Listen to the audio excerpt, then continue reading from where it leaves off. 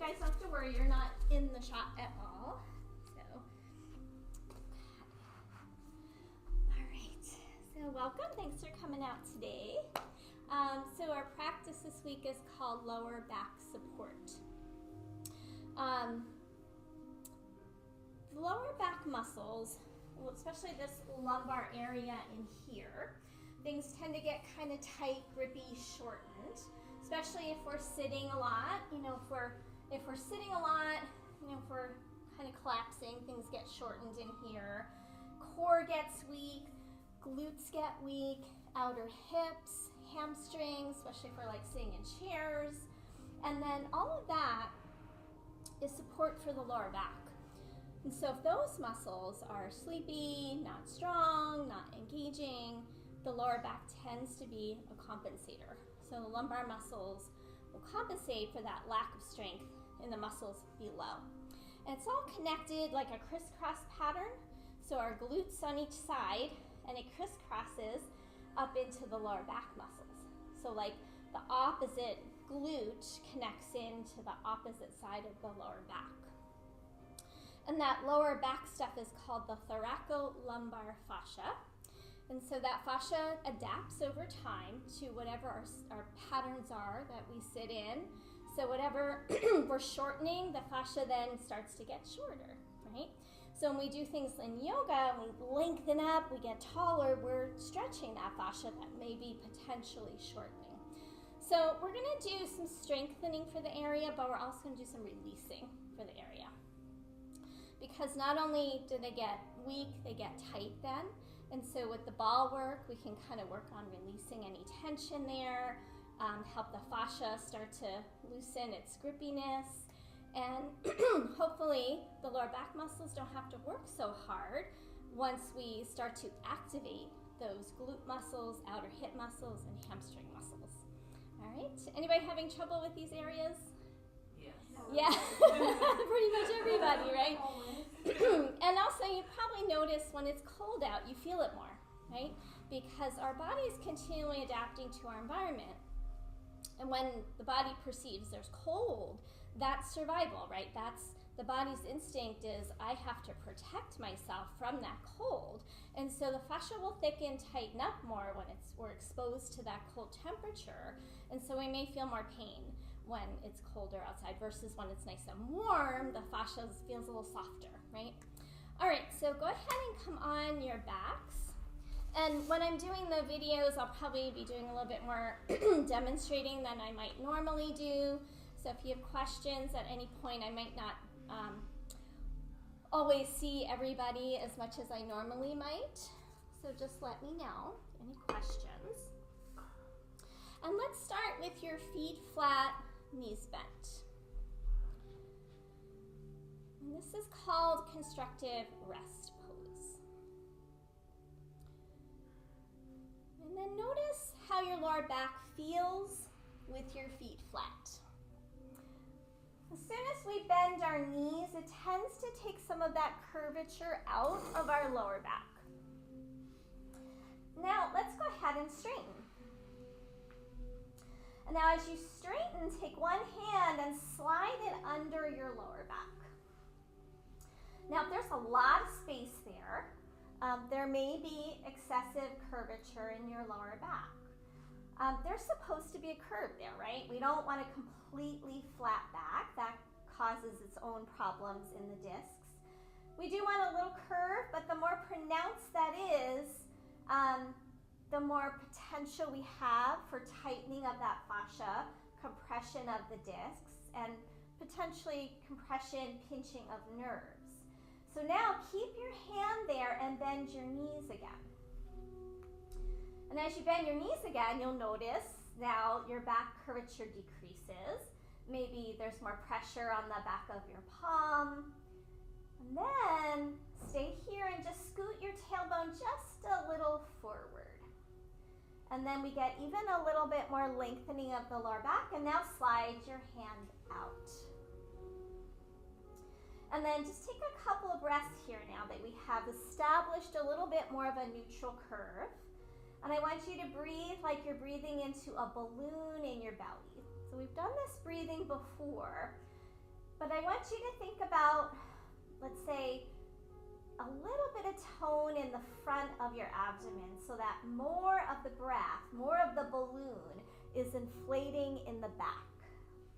So start to breathe in, breathe out, and more of the breath going into your lower back.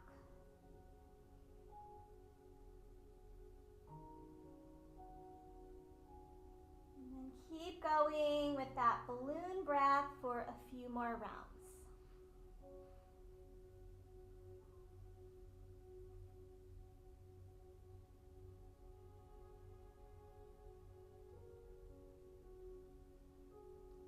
So we're going to start with a little releasing, we'll move into some strengthening, and then we'll finish up with our ball work. From here, we're going to move into our basic pelvic tilts that we do in somatic work very often. So keep your hands on your lower abdomen, maybe right around your hip points, and start to tip your tailbone forward. And as you tip it forward, you're going to arch your back away from the ground. And let that travel all the way up into your upper spine. And then as you exhale, start to tip your tailbone up, round your lower back. You're not lifting your hips, but you're flattening your lower back. And just kind of curl your tailbone up. And then let's repeat that. Inhale, tip your tailbone forward. Arch your backs like a cat-cow on your back. And then exhale, flatten and curl the tailbone up. Now let's just go ahead and repeat that a few more rounds, really focusing on your lower spine. And then if you tend to be overly arched in your lower back with that little test we did in the beginning, emphasize more of the flattening phase. So you might press your lower back down, maybe press your feet down, and really get that lower abdomen to start to engage. So a few more rounds like this. And start to tune in to what you're feeling here in your lower back. Maybe noticing if one side feels a little tighter than the other. There's differences. Notice what it feels like as you arch and as you flatten.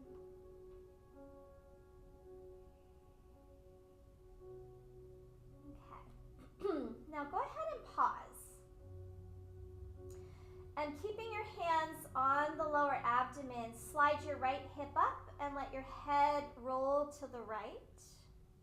And you'll feel a little contraction on your lower back. And then other side. Slide the left hip up, let your head roll to the left, and then go side to side. So this is very similar to our up slip, down slip movement, but we're just doing the back of the pelvis, we're not moving the legs. And here, you might notice those lower back muscles that are in between the back of your pelvis and the back of your rib cage. One side's lengthening, one side is shortening. Now this is really important in somatic work. We call this pandiculation when we contract and release, or lengthen and release.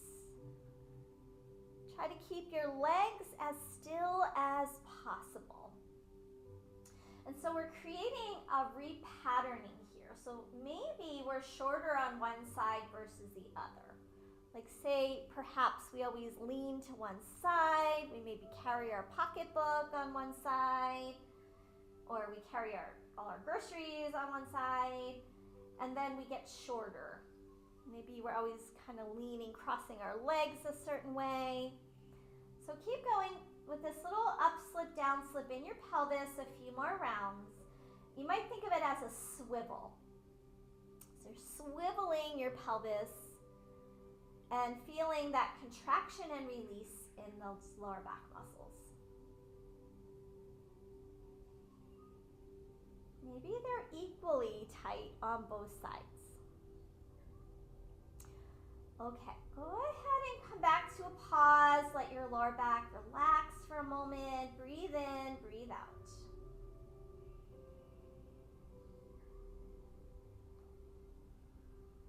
Take one more breath here.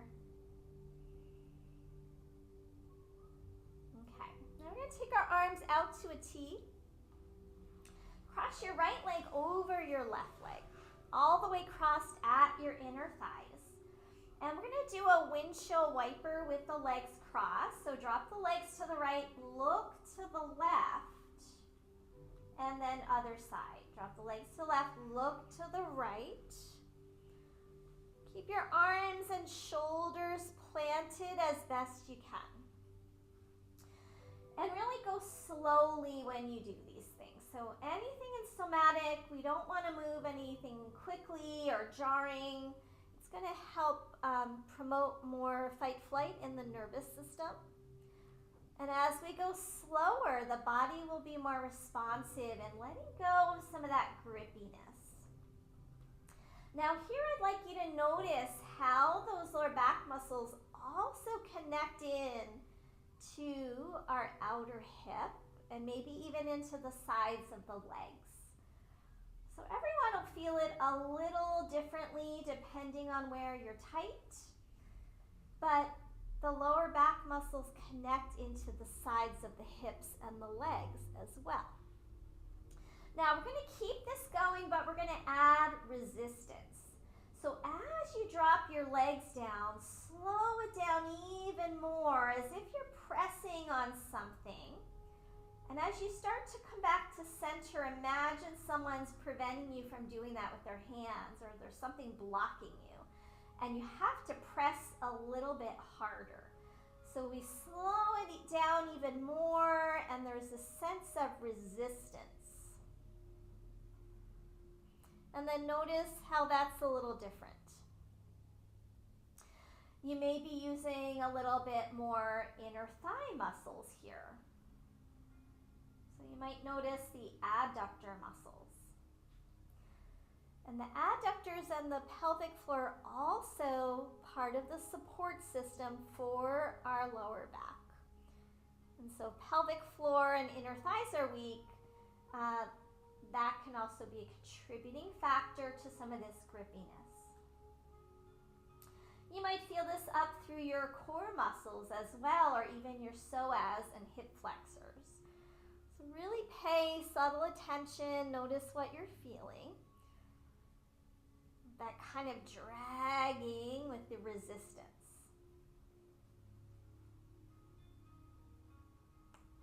Finish out this next round and then uncross your legs and pause. Even yourself out. Breathe in, breathe out. Notice sensations as you come out of these movement patterns, because sometimes for me, I'll start to feel little tingles, I'll feel warmth, I'll feel energy flow through some of these areas that are potentially kind of locked up or tight. So now let's try the other side. Cross your left leg over top at your inner thighs, and then at first just go ahead, windshield wiper without that resistance. So you start to loosen things up a little bit. Head goes opposite of your knees. How far you go over depends on your level of sensation.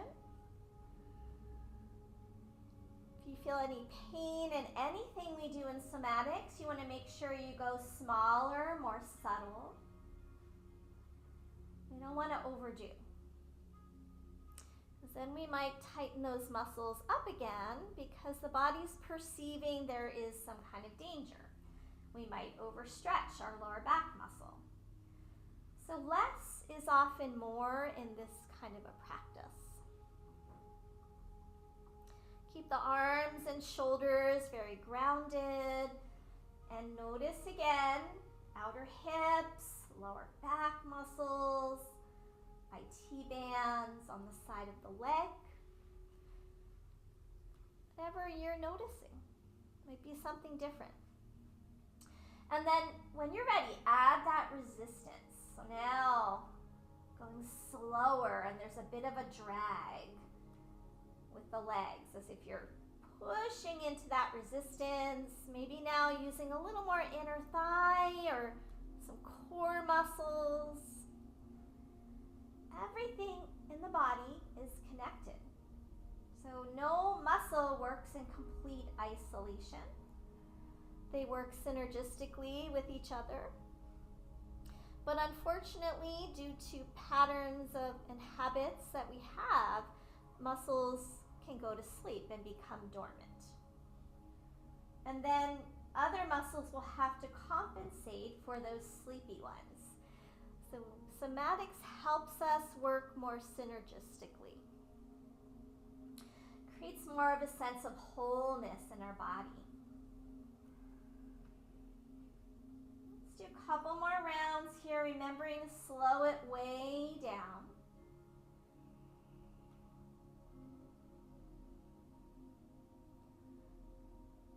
And then of course, everything's optional. If that resistance is kind of a little too much for you, go back to just windshield wiper without it. Last round.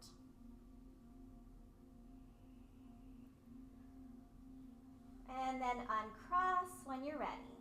Come back to the center and breathe. Maybe lengthen out through that tailbone again, because sometimes things get a little congested as you move and the body starts to shorten up here in the lower back again. All right, grab one block.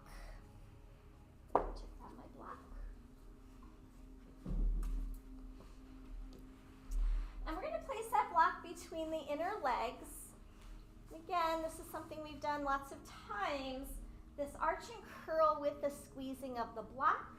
It helps that strength of the inner thighs, the pelvic floor, part of the support for the lower back.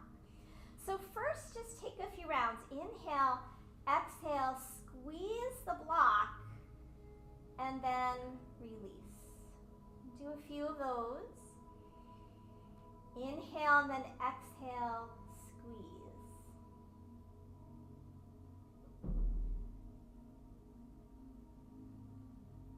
Now we're going to add on, next time you squeeze, flatten your lower back into the floor. And then repeat. Inhale, you relax. You almost go more into that arch. It's not intentional, but you'll notice that curve come back in. And as you exhale, flatten, maybe curl that tailbone up a little bit. And then repeat. Inhale. Exhale, squeeze the block, tip the tailbone up a little bit, flatten the lower back.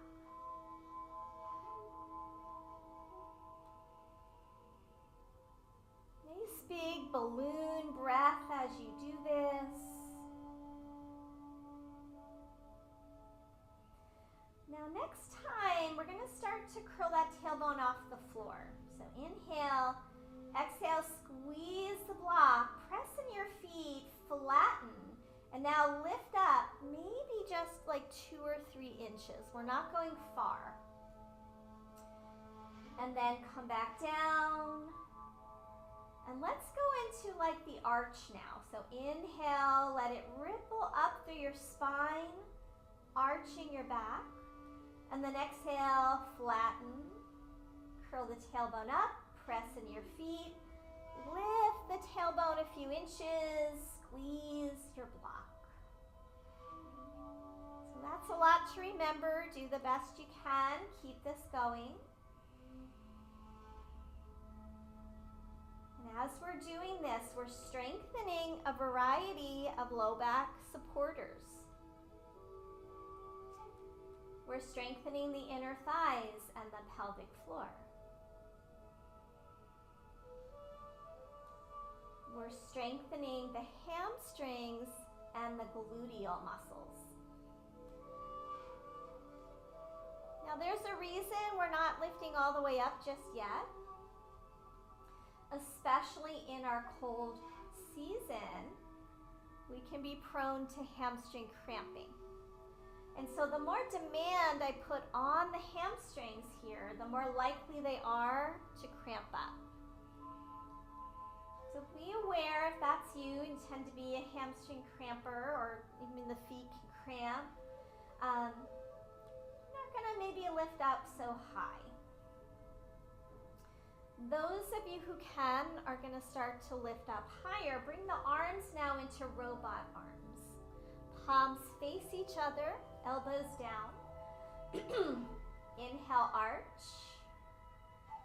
Exhale, start to curl up like one vertebra at a time, lifting from your tailbone. Now maybe go up like 6 inches or so.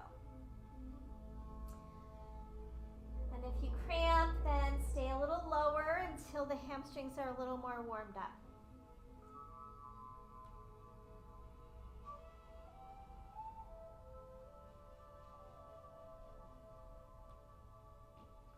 Really important here that we're strengthening the lower gluteal muscles to right around the sit bones. So as you tip your tailbone up, you can kind of feel right where those little creases are there, near your sit bones. Those muscles are starting to wake up. And that's very important to a regular traditional yoga practice. Keep going, maybe lift a little higher, but keep squeezing that block so that we're not letting the knees pop apart. So in a regular yoga practice, we do a lot of hamstring stretching.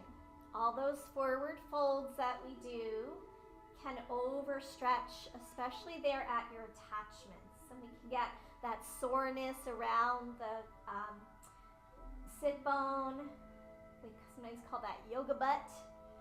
And so this helps strengthen up around the sit bone area where our hamstrings kind of grow out of. And then they go all the way down to the backs of our knees. Now the next time you come up, we're going to hold it there. So start to curl your tailbone up, press in your feet, hold it. How high you go up is negotiable. Press in your arms, your shoulders, and lift up through your tailbone. Keep curling that tailbone up so you start to feel the hamstrings fire, the gluteal muscles fire, and then squeeze your block. Hold that one more breath. And then slowly down from the top to the bottom. And relax your arms. Let's take the block out for a moment and windshield wiper your knees right to left.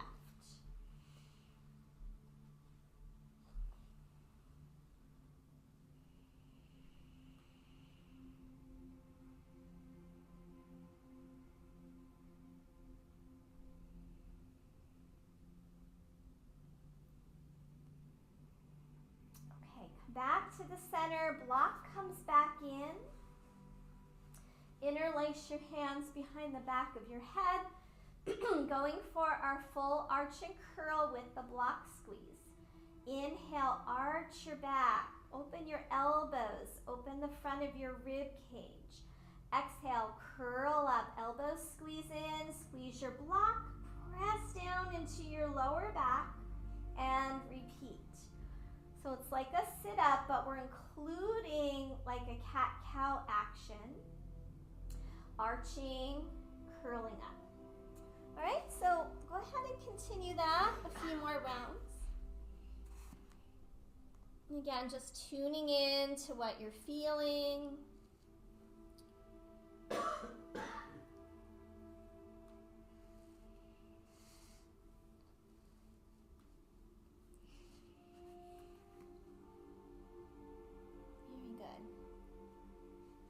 Keep the movement slow, controlled, mindful.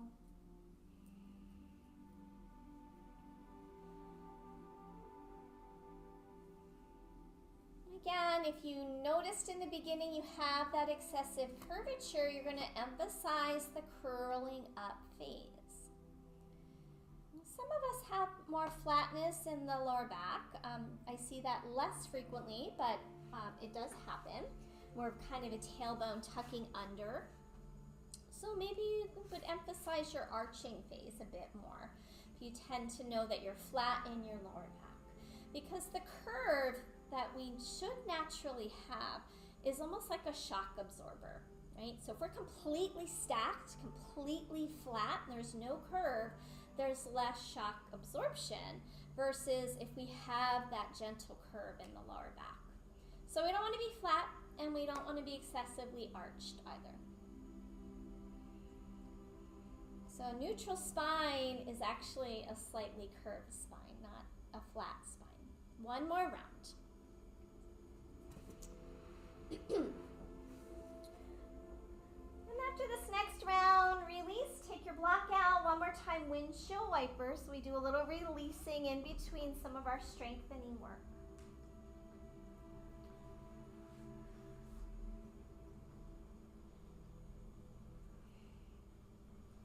All right, come back to the center and straighten your left leg and drop your right knee out to the side like you're doing tree pose on your back.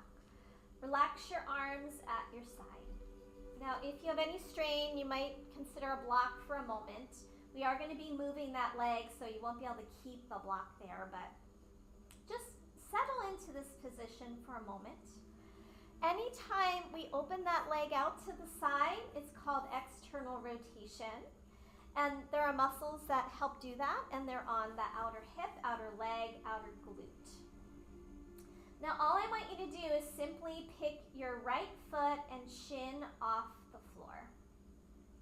And then notice, maybe you're using some inner thigh to do that, maybe you're noticing some outer hip. Hold it there so you can notice what muscles are needed to lift that leg. And then relax it down and let go all the way.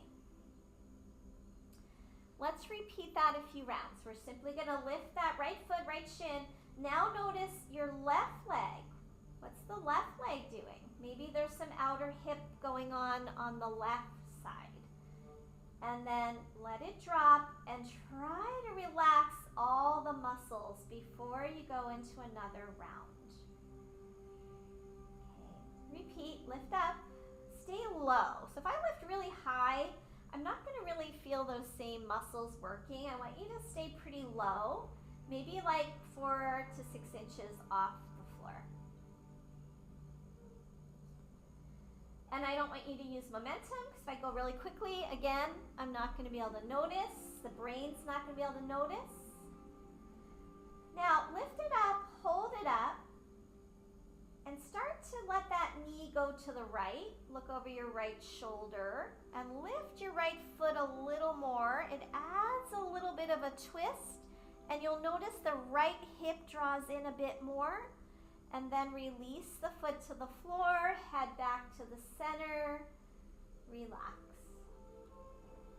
And then repeat. Lift the foot, look over your right shoulder, draw the knee a little to the right, lift your foot a little higher, and then release.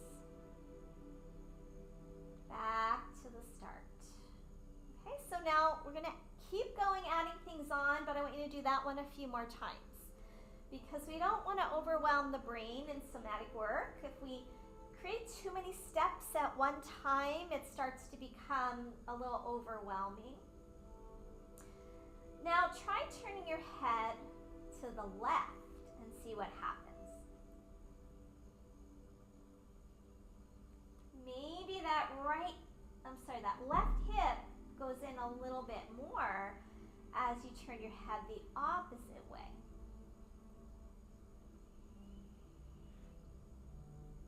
So that outer hip that you might be feeling engaging, maybe the left, maybe even the right a bit, is a pelvic stabilizer.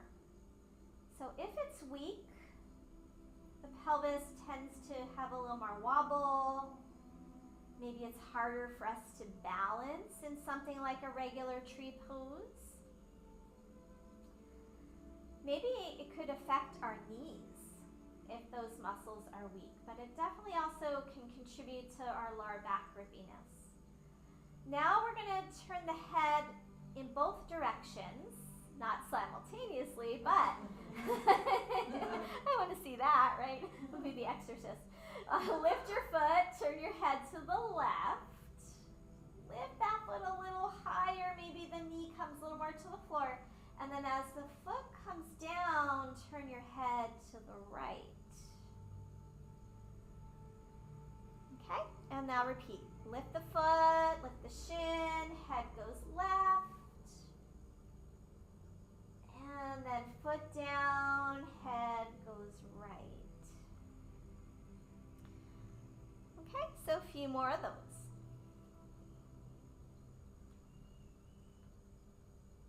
Maybe getting a little bit of neck stimulation.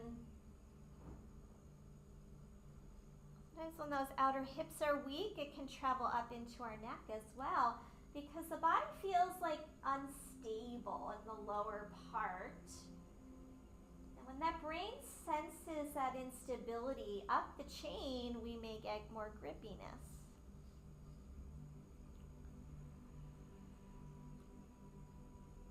Now we're going to add on once again, if you're ready to. You can always keep going at any point. You can simplify. Okay, so next time you lift the foot, you turn your head to the left. Now as you come back to center, right foot flat, right knee drops to the left, push in your foot, look over your right shoulder, and roll towards your left outer hip. So now we're going to go from external to internal rotation. Open the knee, lift the foot, look over your left shoulder, twist, and then foot comes down, knee drops to the left, roll to the left, and look over your right shoulder. Okay, now keep that going. At any point you need to, you can always look up here and check out the demonstration. Now the foot's going to stay on the floor for the twist to the left, but when we go to the right, the foot picks up. So maybe in the back, keep that foot down as you go into the twist. Now next time you roll to the left, your knees dropping to the left, push into your foot and give your gluteal muscle a little squeeze. Right glute, squeeze it, and it's going to open the front of your hip. And now repeat. So now we added on like 10 different things here. Keep it going. And you roll to the inner edge of that right foot and then squeeze your glute. It also helps me to press my right shoulder down, head down, to activate that right glute. And the glute and the front of the hip they work together and they complement each other. So here as I'm rolling over and I lift my hip and I squeeze that right glute, I open up the front of the hip. That's that place when we're sitting in a chair that's always creased. And it can get short, tight, and it also is very responsive to stress. Makes us want to curl up in a little ball. And so really good to kind of iron it out. Let's do 2 more.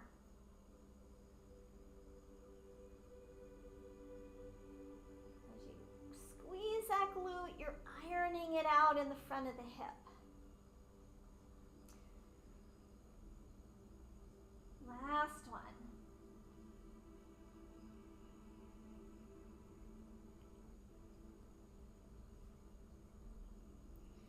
And then come back to the center and stretch the right leg out and just pause. Feel the right side versus the left for a moment, the energy flow.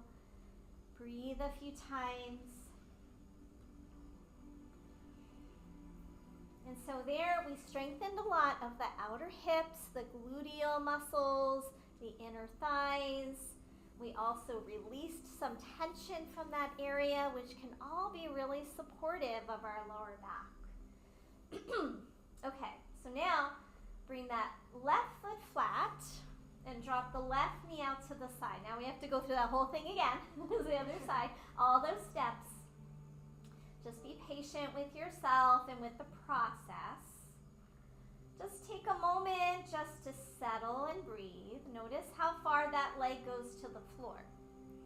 So if we're tight on our inner thigh or weak in the outer hip, maybe we're stuck there and the knee's not releasing down. So feel free to use a block if you need to for a few moments.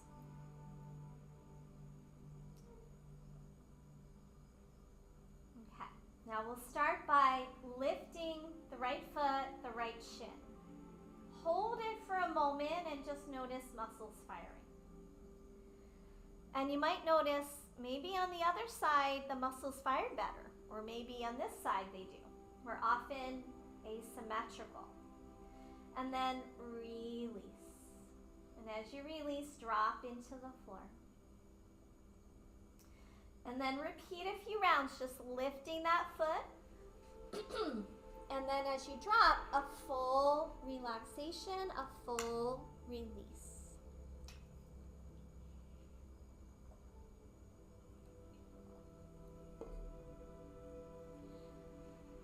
Notice if your body tends to rock as you do this. Can you not rock so much just yet? Keep it low to the ground. Remember, we don't want to lift really high.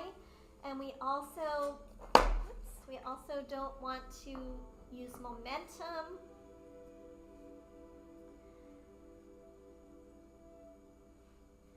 Now adding on part 2. So we lift the foot, turn the head to the right, lift that foot a little bit more and draw the knee a little to the side. And then come back to center and release. Okay, and then repeat. So we add a slight twist. Maybe that right outer hip now firms in as you draw that knee toward the side. And here we can see how those muscles work synergistically. As I pull that knee out to the side, that opposite hip's firming in for support. As if we were standing, that hip would have to firm in so we didn't fall over.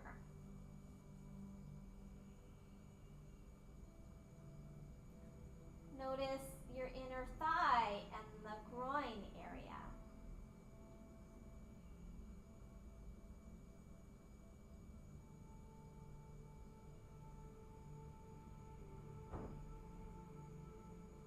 Now we're going to start to turn the head the opposite way as we lift.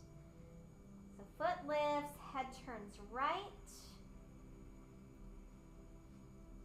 That shoulder down, and now repeat. So although this is very gentle work, we're using muscles that are potentially dormant or sleepy. So sometimes it can be fatiguing, tiring, or even create soreness if we haven't been using these muscles.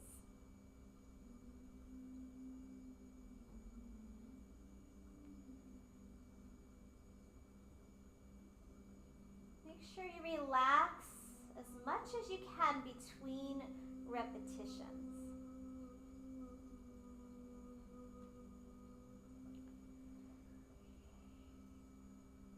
Now we're going to turn our head both directions. So first we turn to the right as we lift.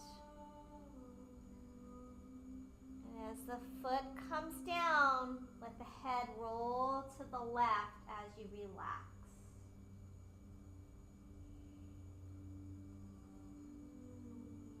Check in with your breathing. We don't want to hold the breath. Sometimes when we have so much to think about, we may hold the breath.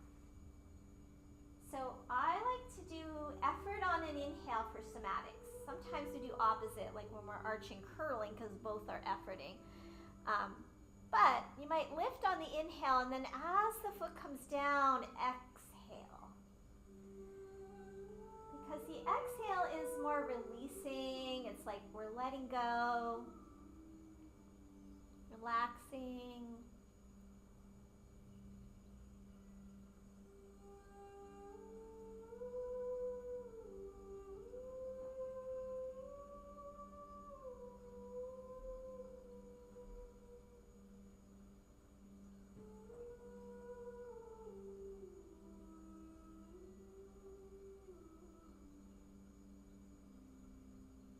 Maybe try slowing it down even more.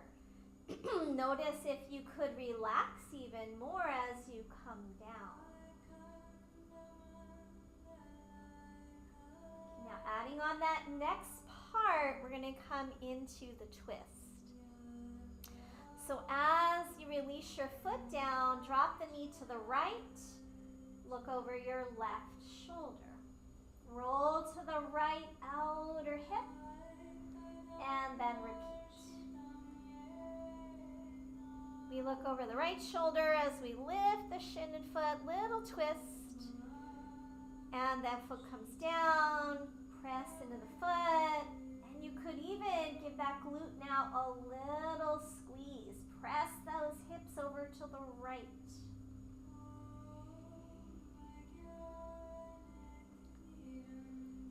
So now maybe it's an inhale as the foot lifts, an exhale as the foot comes down and twist. Maybe pressing into your head and shoulder as you do that twist. Actually, you could do that on both sides if you want, and that'll help you get a little more out of it if that feels good.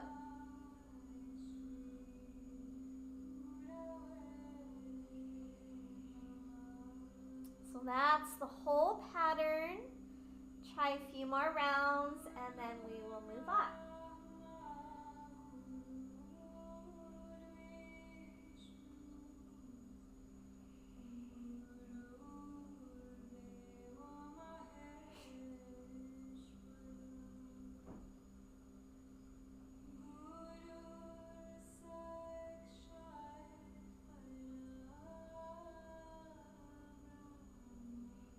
Okay, last one.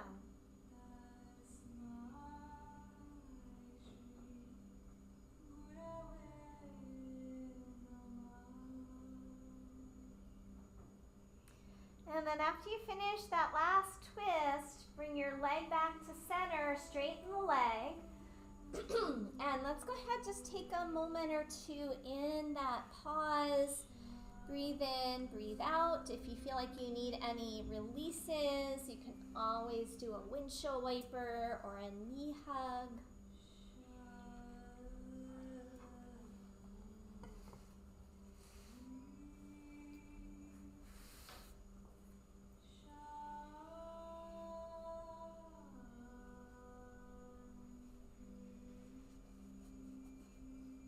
All right. So come back to feet flat. We're going to do the gum movement. So some of you know this one. It activates core muscles, but also works a little bit on those glutes, hamstrings. So I want you to kind of keep that lower back lengthening, flattening a bit. And then press into your right foot and see if you can imagine you're going to peel that left foot off the ground, but don't lift it. And then release. And then press in your left foot, your right foot as if it has sticky gum under it. You can't lift it. You're trying to lift it. The other foot's getting heavier. And then relax. Go side to side like that a few times. So as I push my foot into the ground, I'm activating the back chain of the leg. So up into the hamstring, maybe a little bit of lower glutes. Now eventually, still imagining that gum really sticky, pick the foot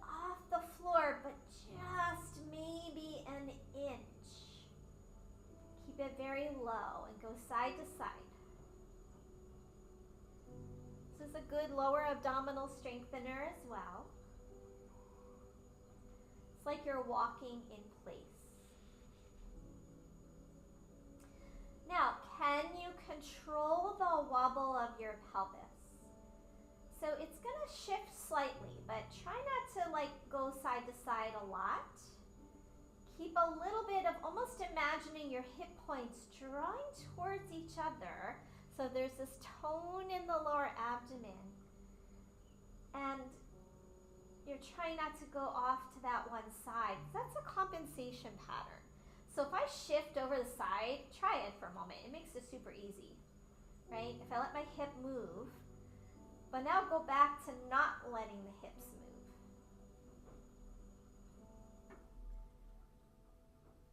Okay, now this is very accessible for you. We're going to move on to the next part. We're going to lift up into that baby bridge, but we're only lifting up enough that you can slide your hands underneath your bottom. Tip your tailbone a little up so your lower abs are engaged. And then go back to not lifting a foot. You're shifting your weight from side to side. Try to control that wobble. Now you're going to feel maybe a little bit more gluteal action. And we have less stability because now the hips are off the ground. It's going to be harder to control, so do the best you can. Sometimes robot arms are helpful here. You could try rooting your arm bones down. I also sometimes let hands rest on the front of the pelvis to encourage that stability. If you're still doing good, try to get that foot off the floor, and that puts more demand on the leg and the glute. And notice I'm barely lifting it. It's just maybe a little inch or so. And I'm trying not to let the legs or the pelvis wobble. Now, if your lower back's starting to feel this, tip your tailbone up a little more so that you're using those glutes, the hamstrings, and not your lower back. So if I let my tailbone hang down, it's going to go more into my lower back. So tailbone up. Let's do one more cycle. Again, if you're cramping, you need to back off. And release. Okay, windshield wipers. Let go of that work. It's like very subtle, but it's powerful and can be very challenging. We're going to do just a little bit of seated work. And then we'll come down and finish with our ball work. Okay, let your knees drop to one side, roll to the side, use your arms, press yourself up, and we'll come into seated. Bring your hands behind you onto the floor. And draw your shoulders back, opening your chest. Is that okay for you, Paige? Put some weight there? Yeah, okay. All right, you just go ahead, little windshield wiper. You can always drop to forearms if you need to. Okay, now adding that foot shin lift and look over your opposite shoulder. And you're gonna feel those side waist muscles kind of activate. Okay, so keep that going. Lift the shin and foot and look over your shoulder. Just like we did on our backs.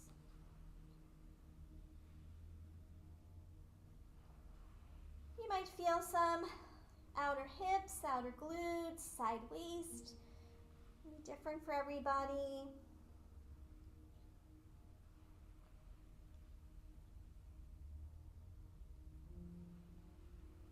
Okay, last one. And then come back to center. We're going to sit all the way up. And let's go ahead, straighten the left leg, keep the right leg bent.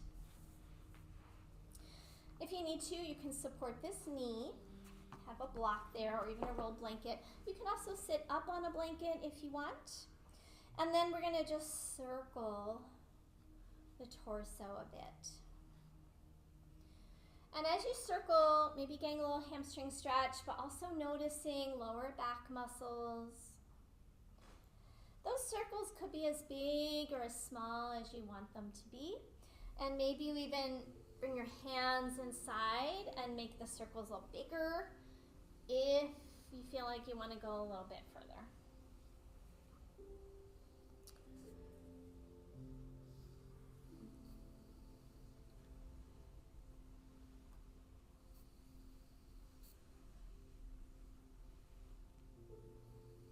And then reverse, other direction. And you can be upright here, just making those circles smaller, or you can making them bigger. And so this is a nice way to get a little stretch in our hamstring without overdoing it, right? If I were just coming into my static stretch and holding it, it has a different effect in the nervous system. And sometimes when we hold that static stretch, we activate the stretch response, and body perceives I may overstretch that muscle and it will tighten up more. But if I go through these gentle movements, the nervous system is a little bit more receptive to that kind of a movement, and it doesn't sense it as danger, especially if we keep the sensation on the milder side. Okay, come back to the center. Hands back behind you again. And then from here, we're going to pick that foot up and then start to bring that foot down to the floor and then over to the other side and then back and down. Okay, so try it again. Lift the foot, actually rotate it, feel that sideways muscle squeeze and that kind of right around into the lower back. Now those of you who can are going to go further. Lift it up. Bring the foot down, the knee down, and then come back around. Good. So here we're using those leg muscles, inner thigh, outer hip, outer waist, to make this action happen. Now maybe press down a little bit and go a little further if it feels good.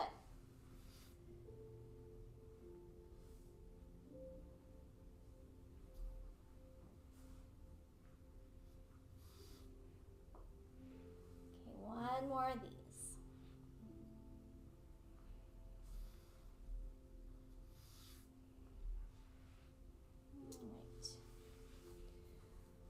All right. Other side.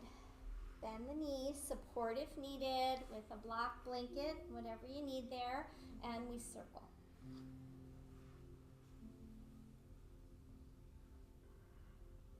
Maybe starting out with a smaller circle. And as the body allows you to, you might go a bigger circle. The key is here you want it to be kind of passive, so that it's almost like gravity's pulling you around rather than you directing this. Like I could forcefully do this, but let it be very soft.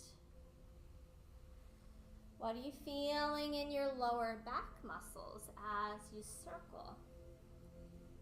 So as I come around, I feel that bit of a stretch on the one side, and then it travels to the other side.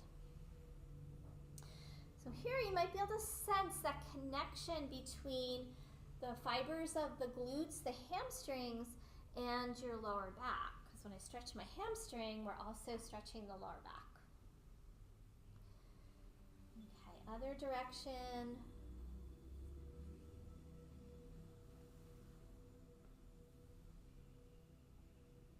Maybe close your eyes and just kind of really tune into this flow of movement. The arms and shoulders, head and neck be just very passive.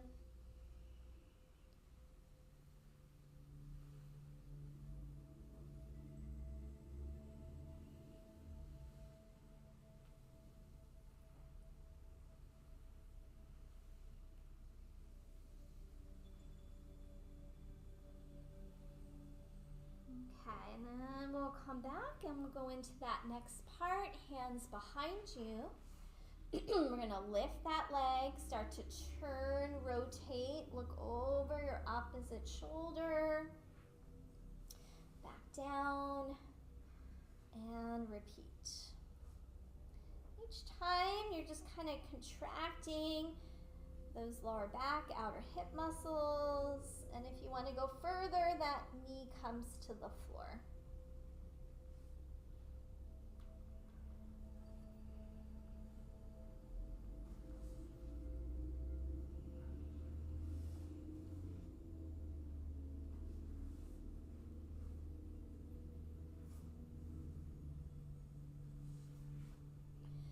If you want to add that kind of final piece, as that leg comes around, you might push into the leg, the hip comes up a little bit, and there's a little bit more contraction there. Of course, everything optional. You don't even have to go all the way. See what works for your body.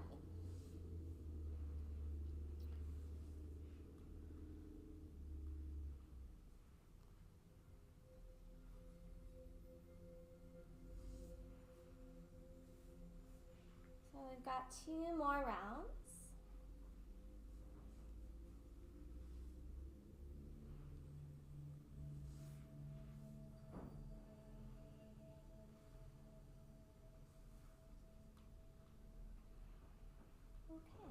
Okay, and then back to center. Now we're going to straighten those legs out, and both legs out like a mild straddle. You don't have to go super big straddle. And then we'll do those circles with both the legs extended now. And again, sense into your legs, your lower back muscles. Find that passive kind of movement, and then keep that going. I just want to see where we're at. We're running out of time.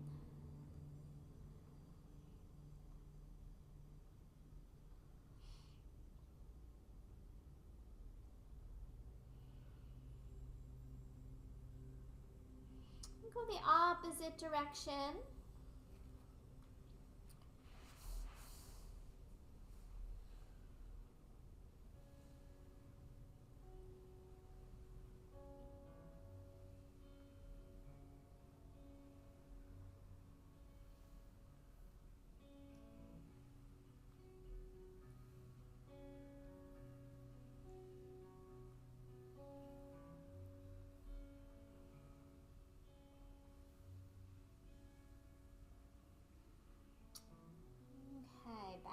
To the center, draw the legs in. We're going to be coming back onto our backs. We're going to need our balls.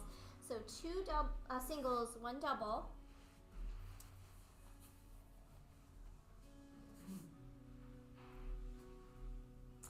Now we're going to take the single balls first.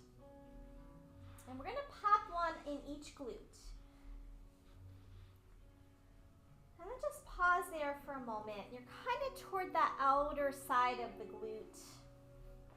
Look, like I'm slightly above my sit bone and slightly out toward the sides.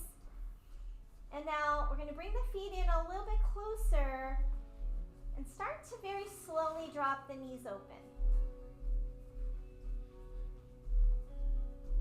And we're going to go super slow motion. And as the knees start to drop open, those balls start to press in a little deeper. We're still slowly opening.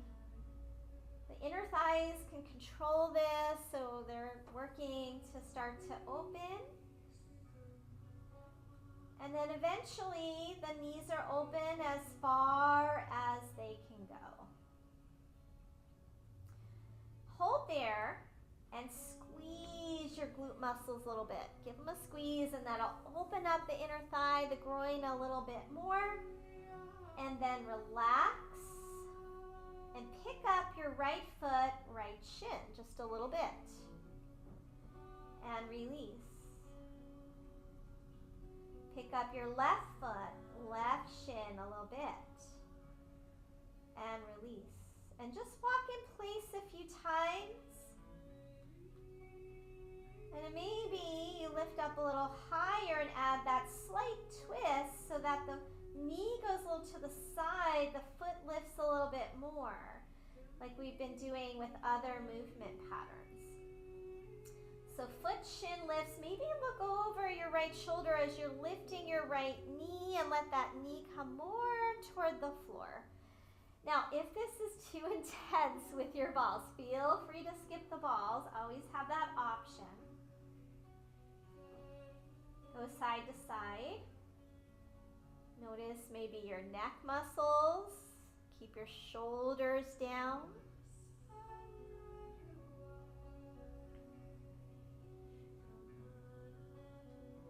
Notice as you lift the one foot and shin, the other shin and foot presses down in response.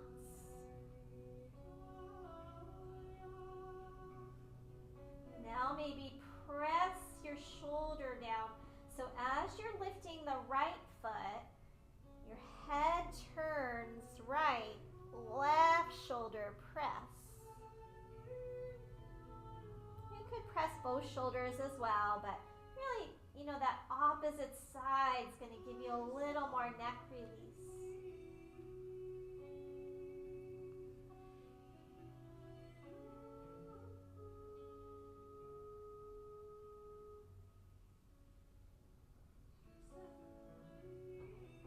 One more each side.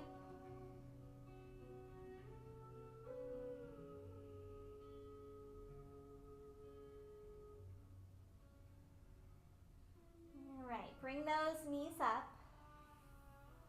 Take the balls away. Pause for a moment. Maybe you feel like a windshield wiper, a knee hug, or some kind of a release.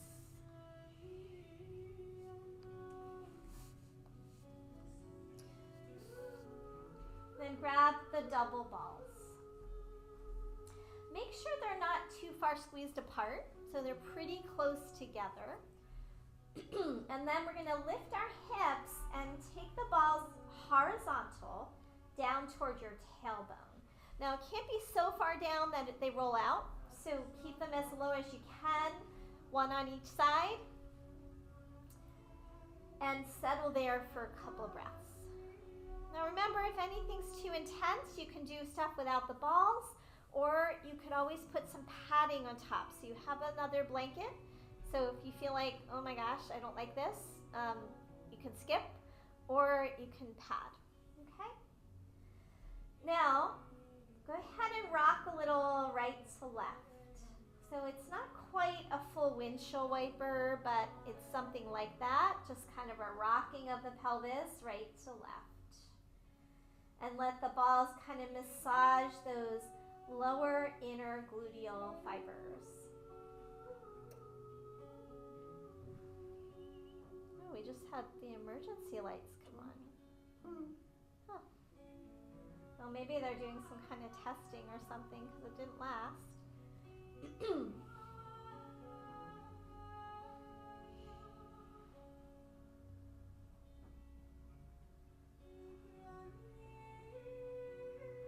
Okay, pause. And then move the balls up a little bit. So maybe 2 or 3 inches. So now we're a little higher, but we're not in the lumbar, we're not in the curve. We're down kind of in the sacrum area yet. Now this time, do your swivel. So remember the swivel from the beginning. Slide your right hip up and look over your right shoulder. One side of your lower back tightens, one side lengthens. And then other side. Slide left hip up. Look over left shoulder and really reach a little bit through the right knee to encourage more lengthening, and then left knee reaches forward as you contract on the right. And continue that swivel a few more rounds.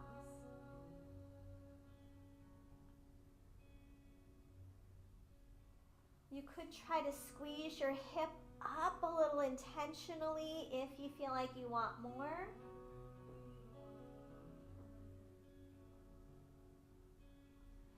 You could press gently into your head. As your head rolls, press towards your head, your shoulder. If if you want to like kind of get up into the neck and head a bit more. Maybe your opposite shoulder draws down and into the floor. So I'm just giving you some optional add-ons that you can play with and see what feels good.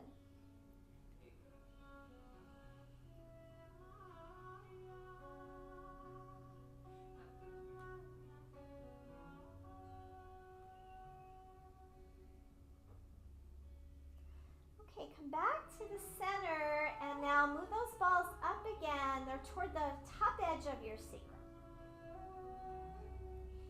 And now again, a little right-left action. So there's a little rocking of the pelvis. Maybe your head goes opposite again. And if you want, you can swivel. See which one you like better there. So rocking, swiveling.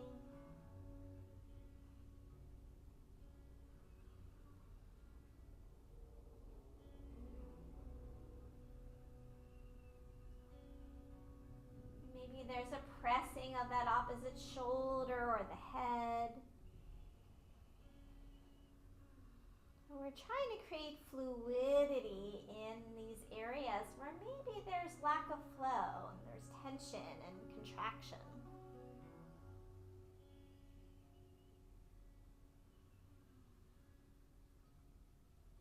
Okay, back to the center. Now we move the balls up again. Now we're in the lumbar. So above the sacrum, just above that top edge of your sacrum. Maybe your hips now touch the ground, maybe not, depending on the length of your lower back here. And those balls start to press into those tight lumbar muscles. And you might just want to settle for a few breaths, especially if you feel like compression, tightness in there.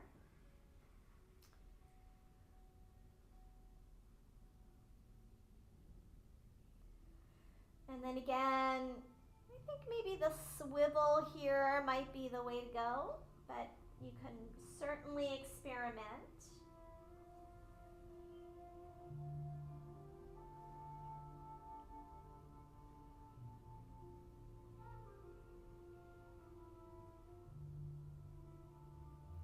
But you might try a windshield wiper. Head opposite of the knees. But if you like the swivel better, that seems to be what my body likes in this one. Let's see what works for you.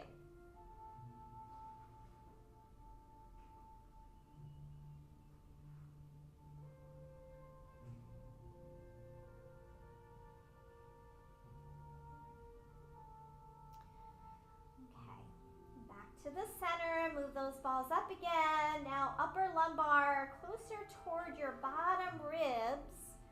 Here we get closer into the kidney band. It's often a very tight area, area that's responsive to stress.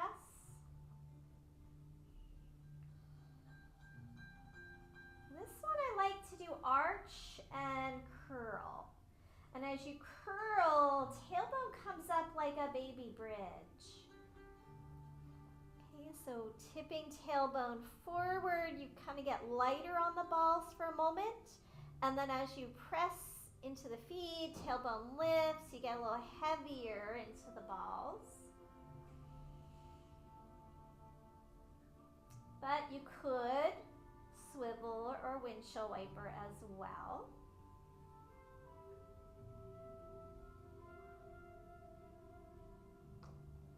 I feel like maybe arms overhead for me might feel even better, getting a lengthening through the side waist.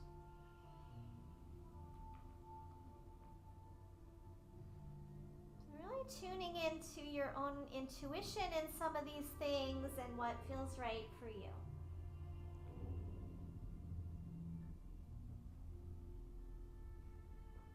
Kidneys really can be challenged in the winter time. It's the dominant organ in Chinese medicine in the winter time. You don't necessarily like the cold. They can kind of get tight and retract inward.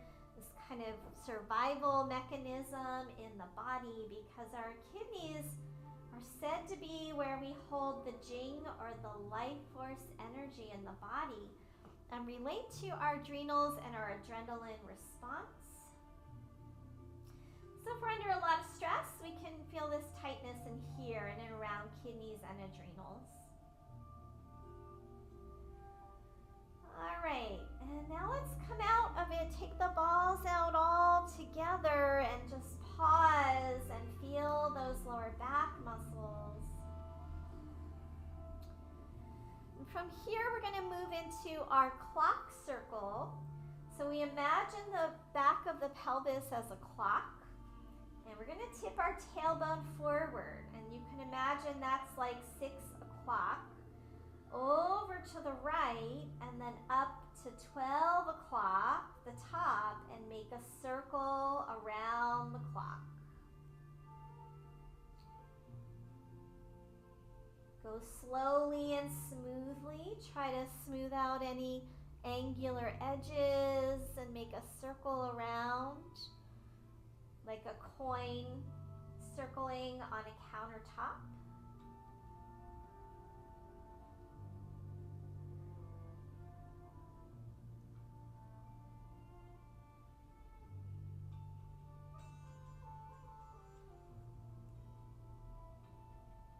And then reverse, go the other direction.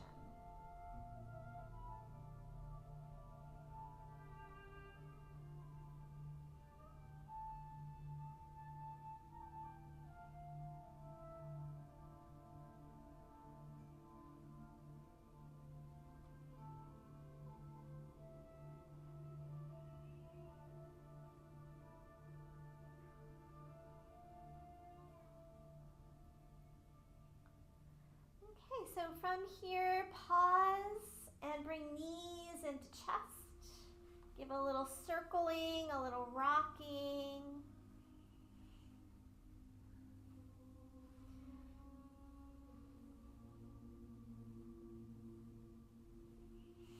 You might circle knees away and towards center like a little figure 8 if you want.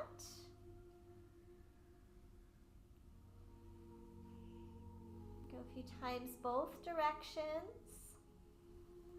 If you wish for something more like a happy baby or any other position, feel free.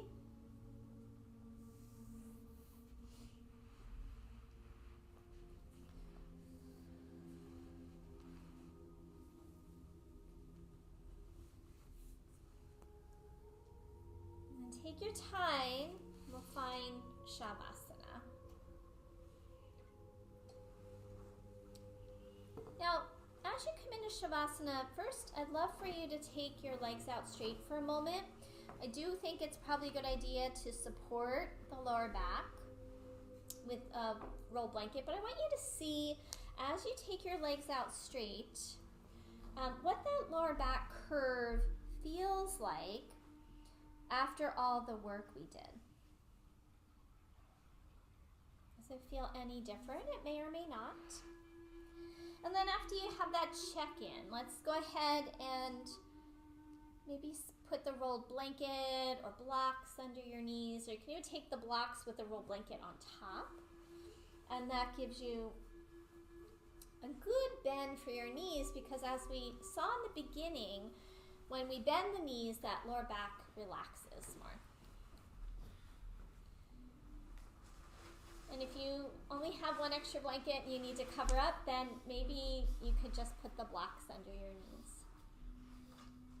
Or you could do constructive rest again with your feet flat.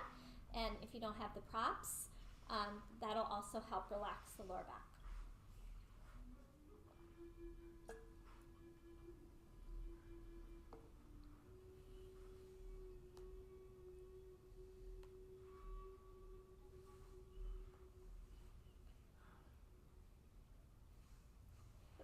And then let's go ahead and come into your balloon breath for a few rounds. Breathe into the belly, the lower back. If possible, more into your lower back. As if you could breathe into those bones of your lower back. into the sacrum, the back of the pelvis.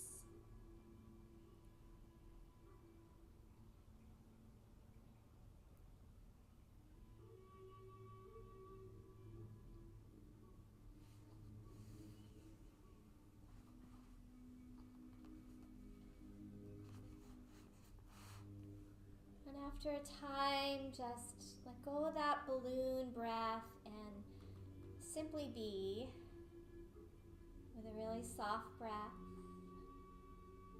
Let your lower back spread and melt into the ground.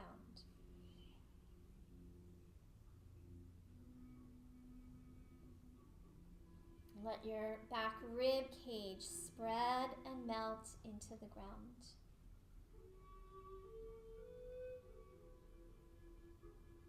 And then noticing the muscles between the rib cage and the lower back, and allow those muscles to spread and melt into the ground. Back rib cage heavy, shoulders heavy, sacrum heavy.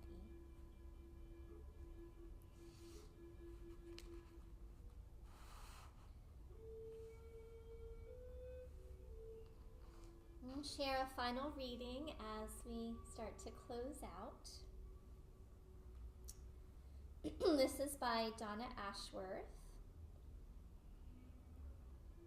And we've been talking a bit about the new year. If you're watching this in real time, we're at the beginning of our new year. Why do we start a new year with promises to improve? Who began this tradition of never-ending pressure? I say the end of a year should be filled with congratulation for all we survived. And I say a new year should start with promises to be kinder to ourselves, to understand better just how much we bear as humans on this exhausting treadmill of life. And if we are to promise more, let's pledge to rest before our bodies force us. Let's pledge to stop and drink in life as it happens. Let's pledge to strip away a layer of perfection, to reveal the flawed and wondrous humanity we truly are inside. Why start another year gifted to us on this earth with demands on our already overstrained humanity, when we could be learning to accept that we were always supposed to be imperfect? And that is where the beauty lives, actually.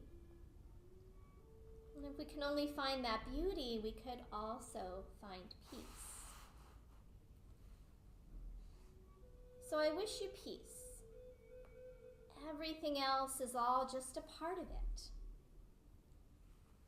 Let it be so.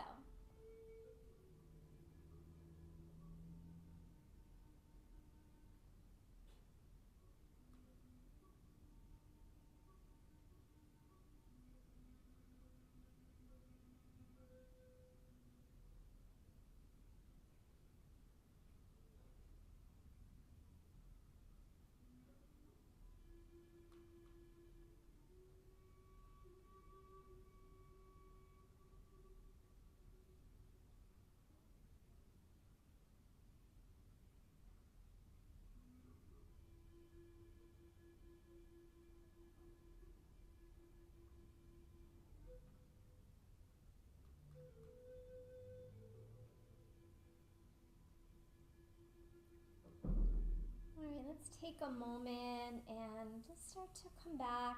Small movements, deeper breaths. Just taking notice of your body, how you feel here at the end of your practice.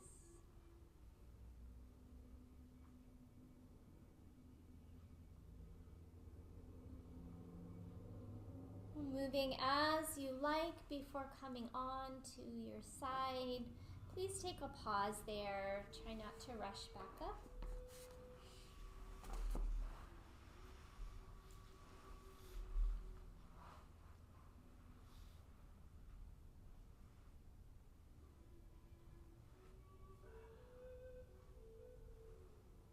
When you're ready to find a seated position, and as you sit up, widen your sit bones out to the sides so we have a wider base. And then lengthen up through your center as if you could make space between the back of your pelvis and the rib cage. So we lengthen those lower back muscles. Draw the shoulders back, opening your collarbones, and extend through the crown of your head. Nice full breath into that circumference of that area between the pelvis and the rib cage.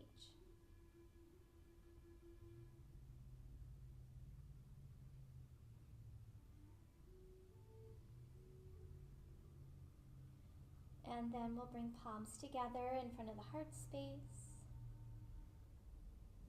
Take a nice inhale, and as you exhale, bow inward to your heart.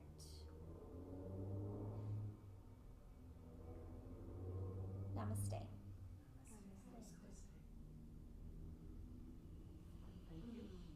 right, thanks everyone. Thank you. Have a great day. We'll see you guys next time.